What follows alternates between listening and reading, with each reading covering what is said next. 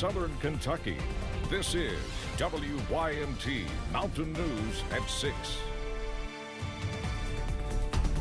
Earlier this month, a legal complaint was filed against 2 board members at the Pineville Community Health Center.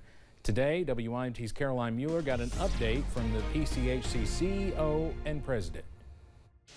President and CEO of Pineville Community Health Center, Michael Fry, and board chair Natalie Fry filed the complaint against board members Dennis Varghese and Cheryl Richer for reportedly misappropriating millions of dollars and withholding information needed for Medicare reporting.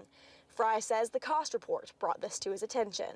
We were asked to sign a Medicare document that is to be submitted to Medicare. We were not comfortable with that, with $7 million unaccounted for.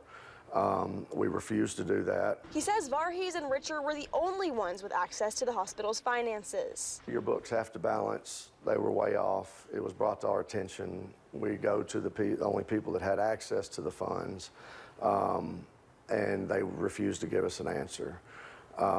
And with that being the case, we had no choice other than to notify the proper authorities, which we did the very next day. He says as the situation continues to unfold, several hospital employees have been wrongfully terminated.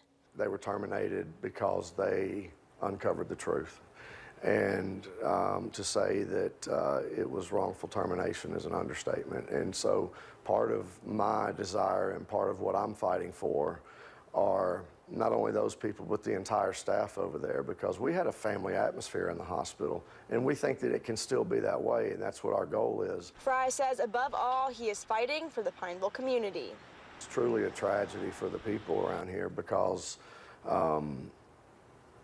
there was so much hope, and you can feel it, and we can hear it, that hope is somewhat deteriorating, and we're going to try to fix that and stop it and get back in the building and continue to build what we intentionally set out to build.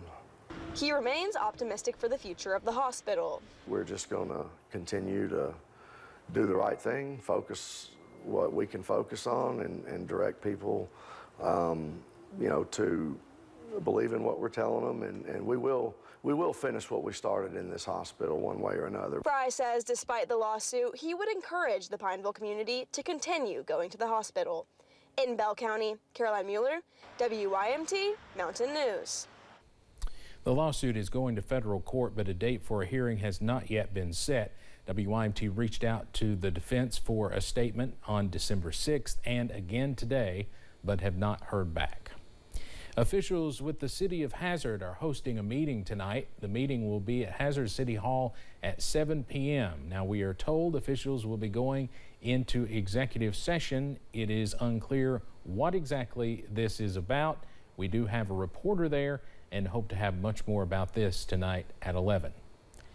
A woman was found dead after a fire in Pulaski County during the weekend. It happened Saturday morning at a home in Burnside. 79-year-old Brenda Heisel was found dead inside. The cause of death is unknown. 2 women are dead following a fire Sunday night. It happened on Spring Valley Drive in Wayne County, West Virginia. Officials have not said what started that fire. The victims have also not been publicly identified. 2 people are facing drug trafficking charges in Bell County following a safety checkpoint traffic stop. The checkpoint was on Highway 25. Police said they found an arrest warrant for Elizabeth Veach on the left, while Jacob McCullough on the right appeared intoxicated. Police said they seized several grams of multiple drugs. Veach and McCullough were both charged with drug trafficking. They were taken to the Bell County Detention Center.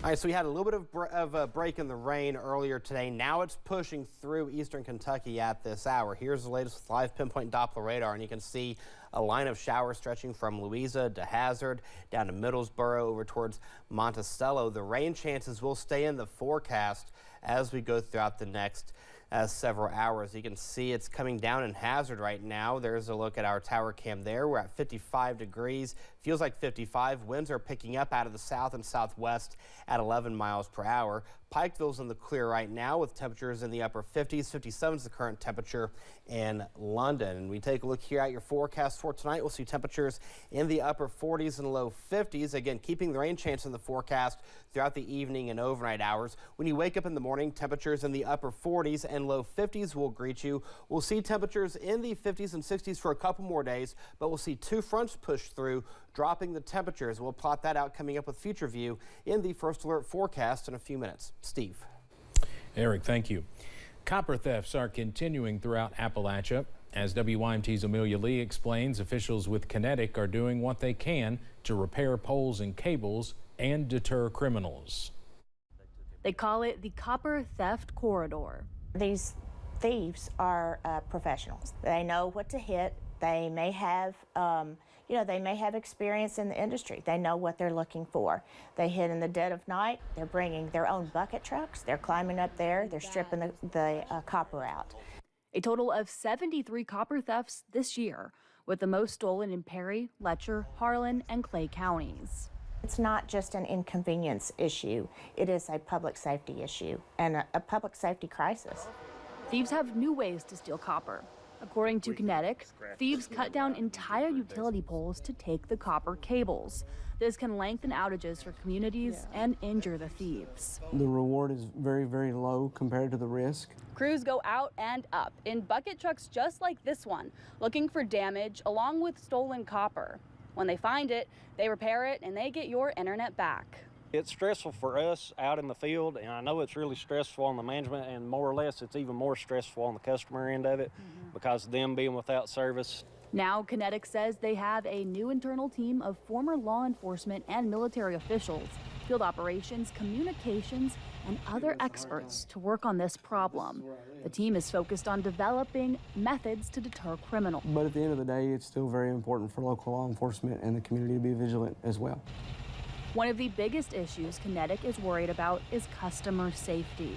When copper is stripped and stolen, fiber is likely also cut, which in turn shuts down services to hospitals, emergency services, nursing homes, and more. Anytime someone can't call 911 at night, that's what keeps me up at night. So we've got to make sure that we as a community are completely involved in catching those that are doing this. If you're aware of suspicious activity or copper thefts, you're asked to contact your local law enforcement. In Perry County, Amelia Lee, WYMT Mountain News. Officials say Kinetic is offering a reward of up to $10,000 for information that leads to the arrest and conviction of anyone found guilty of charges related to the Kinetic copper thefts.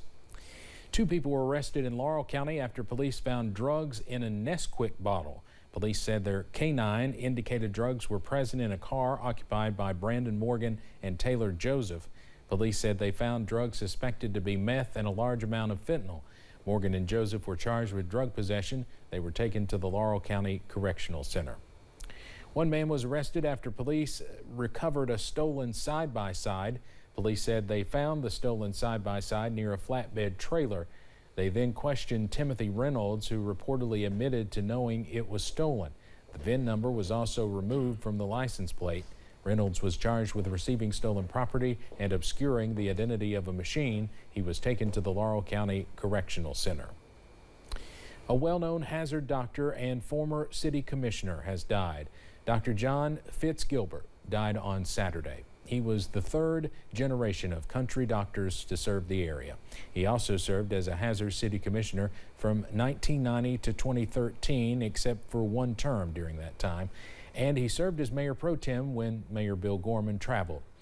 A date for a celebration of life service is expected to be announced soon. Dr. Gilbert was 87 and would have turned 88 on New Year's Day.